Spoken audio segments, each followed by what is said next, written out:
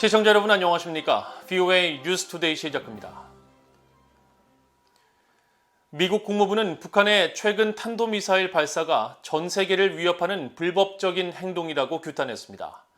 또 한국과 일본에 대한 방어 공약을 확인했는데 국방부는 북한의 이런 거듭된 시험이 기술 발전과 위협 증가로 이어진다고 지적했습니다. 첫 소식 조은정 기자가 보도합니다. 네드 프라이스 국무부 대변인은 4일 정례 브리핑에서 북한의 최근 탄도미사일 발사를 규탄한다고 밝혔습니다. 특히 북한의 미사일 발사가 유엔 결의 위반으로 영내의 평화와 안정을 위협한다는 단호한 입장을 거듭 확인했습니다. We condemn that launch, like the DPRK's recent tests of at least 3 intercontinental ballistic missiles. This launch is a clear violation of multiple United Nations Security Council resolutions. It demonstrates the fact that North Korea's ballistic missile program, its nuclear weapons program, they pose a threat to the DPRK's neighbors. They pose a threat to the region. They pose a threat to peace and stability throughout the Indo-Pacific. 프라이스 대변인은 이어 조약 동맹인 한국과 일본 방어에 대한 미국의 철통 같은 공약을 상기시키며 두 나라와 앞으로도 긴밀히 조율해 북한의 도발에 함께 대응할 것이라고 밝혔습니다. 또 중국이 북한의 미사일 발사를 비판하지 않은 데 대해서는 중국의 안보리 이사국으로서의 책임을 상기시켰습니다. The fact that there are multiple UN Security Council resolutions, the fact that there are multiple statements that have emanated from the UN Security Council chamber itself is a testament to the fact that countries around the world, including the PRC, recognize that the DPRK's ballistic missile, its nuclear program, is a source of instability. 이날 국무부 브리핑에선 한국의 차기 정부가 사드 배치를 원하면 고려할 것이냐는 질문이 나왔는데 프라이스 대변인은 즉답 대신 한국에 대한 방어 공약을 철통같이 유지할 수 있는 최상의 방안을 동맹들과 논의할 것이라고 답했습니다. 이날 국방부 브리핑에서는 북한의 계속되는 탄도미사일 프로그램의 도발적인 성격에 관해 깊이 우려한다는 입장이 나왔습니다. 특히 존 커비 국방부 대변인은 발사 성격을 여전히 분석하고 있다면서도 이런 거듭된 시험으로 북한 무기 기술이 발전한다는 점을 지적했습니다. And we would agree that the threat from North Korea continues to increase because they continue to test, because they continue to learn, because they continue to adapt their program. It would be foolish not to assess that the threat they're posing is actually increasing over time. 커비 대변인은 이번 발사가 바이든 대통령의 영내 순방 시기를 고려한 것으로 보느냐는 질문엔 북한이 이런 시험을 하기에 좋은 시기란 결코 없다고 밝혔습니다. 커비 대변인은 이어 미국은 영내 동맹 파트너들과 협의할 것이라며 북한의 도발을 멈추고 비핵화를 위한 외교에 관여하라고 촉구했습니다.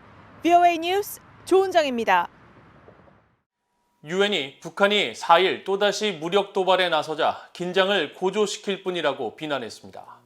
스테판 두자릭 유엔 대변인은 4일 정례 브리핑에서 북한이 올해 들어 14번째 미사일을 쏘아 올린 데 대해 이번 발사와 더불어 이전의 발사, 탄도미사일 기술을 이용한 다른 활동들이 영내와 국제적 긴장을 고조시킬 작용만 한다고 말했습니다.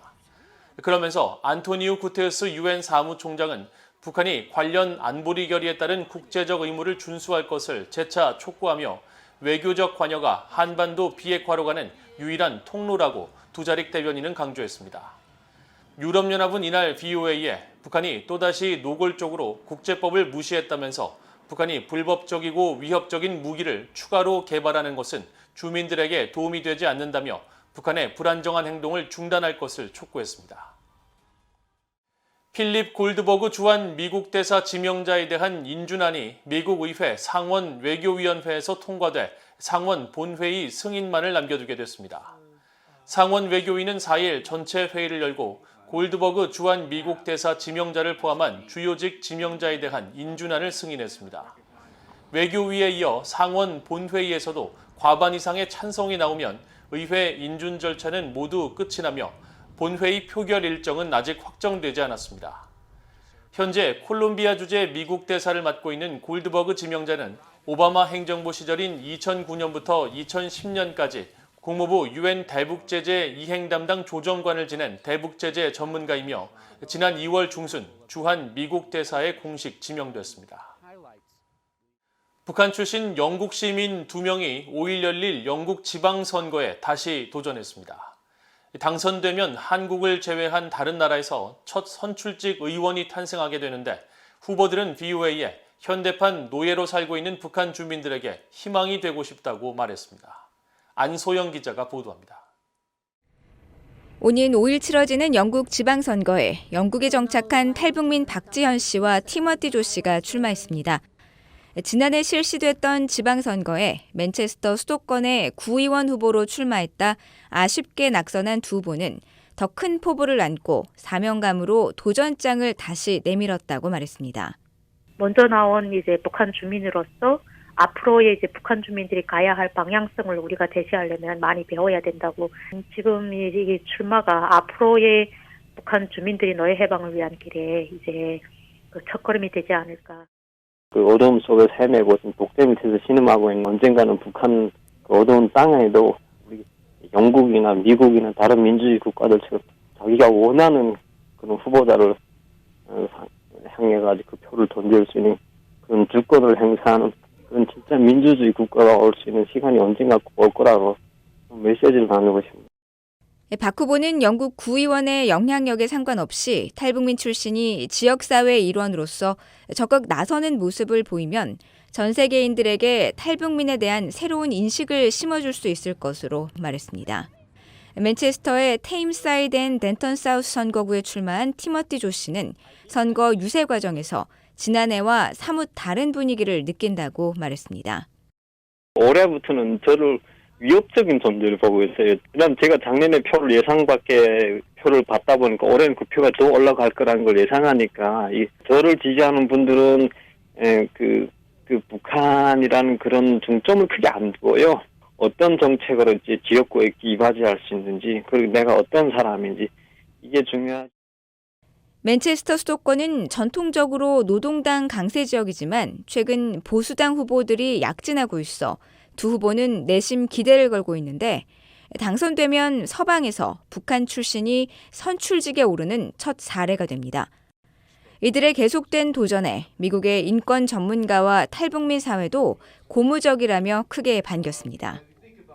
The one thing that I've been very impressed with North Korean defectors that I've encountered in South Korea, in the United States, and elsewhere, there is a commitment to where they live to contribute to making the world a better place.